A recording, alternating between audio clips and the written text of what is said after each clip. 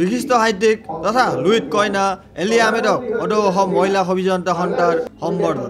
সেয়েহে অদৌ অসম মহিলা অভিযন্তা সন্থাৰ উদ্যোগত শ্ৰীমতী এলি আহমেদৰ সন্মানাৰ্থে এখনি সম্বৰ্ধনা সভা আয়োজিত কৰা হয় গুৱাহাটী প্ৰেছ ক্লাবৰ প্ৰেক্ষাগৃহত। এই সম্বৰ্ধনা সভাৰ সভাপতিত্ব কৰে সন্থাৰ সভানেত্ৰী শ্ৰীমতী ৰীতা ৰাজখোৱাই।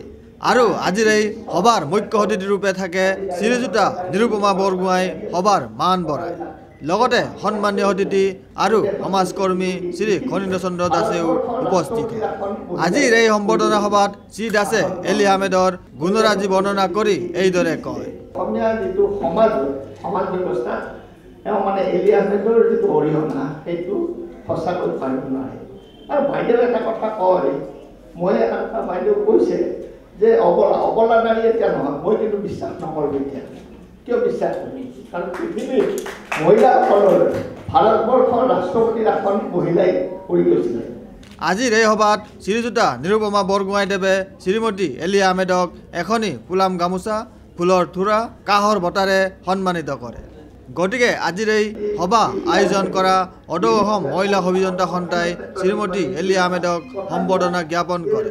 সেই সম্বৰ্ধনা গ্ৰহণ কৰাৰ পিছত বিশিষ্ট সাহিত্যিক তথা লুইতৰ কন্যা শ্ৰীমতী এলি আহমেদে সাংবাদিকক কয়, অভিযন্তাসকলে মোক আজি সম্বৰ্ধনা জনালে, মহিলা অভিযন্তাসকলে।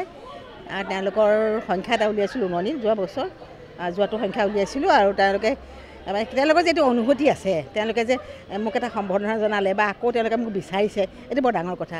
প্ৰতিটো সংখ্যাই মই তেনেকৈ উলিয়াইছোঁ, মানে চিকিৎসকৰ উলিয়াইছোঁ, তাৰপৰা এনেকৈ হেৰি আকৌ গীতিকাৰ গায়িকাৰ উলিয়াইছোঁ, কণ্ঠশিল্পী উলিয়াইছোঁ, তাৰপিছত অভিনেত্ৰী উলিয়াইছোঁ, এনেকৈ বহুতো উলিয়াইছোঁ। এওঁলোকৰ মনত কিনো ভাৱ হ'ল মই নাজানো, তেওঁলোকে আজি মোক একেবাৰে উষ্ণ সম্বৰ্ধনা জনাইছে। আৰু আজি প্ৰেছ ক্লাবত যিখিনি মহিলা বহিছে, তাত গোটেইখিনি মহিলাই আৰু গোটেইখিনিয়ে মানে হেৰি আৰু শিক্ষিত আটাইখিনি অভিযন্তা মহিলা। আৰু ইমানখিনি যে অভিযন্তা মহিলাই যে ইমান কাম কৰে, মহিলা যে পুৰুষৰ উপৰিও যে মহিলা অভিযন্তা আছে, মেগাজিনখন পঢ়িলে বা আজি কোনোবাই যদি দেখে, আজি এইটো চেনেলত যদি কোনোবাই দেখে, তেতিয়া মানুহবিলাকে ভাল লাগিব। আৰু মই আগতেও তেনেকৈ উলিয়াই থাকিম বুলি চেষ্টা কৰি আছোঁ। Video' journalist Sushanta Das, Sentinel news, Guwahati.